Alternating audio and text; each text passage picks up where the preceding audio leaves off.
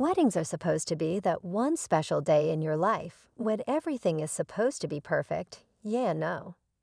But then life happens, and nothing is truly sacred anymore. A woman was planning her wedding, advertising it as a child-free event.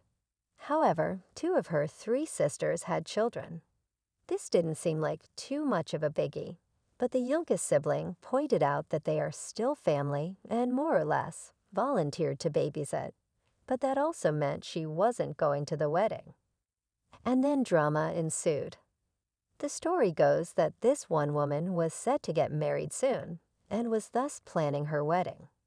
She was the third of four kids in the family, all sisters, with the two older ones already having full-blown families.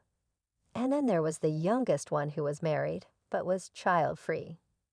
Incidentally, the wedding was also child-free, which put one of the sisters into a bit of a bind.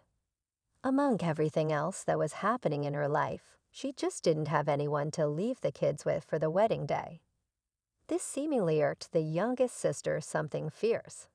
And long story short, she decided to stay back and babysit, thus skipping out on the wedding altogether. This in turn infuriated the bride, and thus a conflict was born.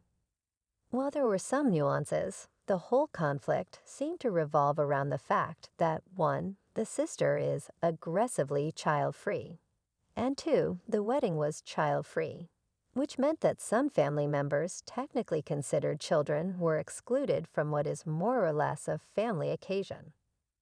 The conflict escalated from throwing minor details into the other to something that sparked a full-on outrage from the sister. And it's something OP feels bad about too. She said that she didn't see the point in going to an event half the family would be missing from, referencing the kids.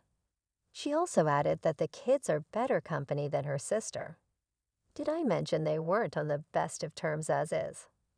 If it's a no-kids deal, then be clear about your expectations. Be honest and explain simply why you chose that way.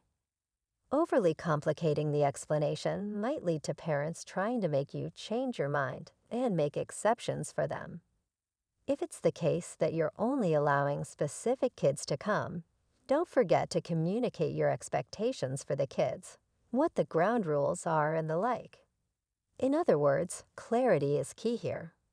You can also be very clear about your stance on the topic in the comment section below.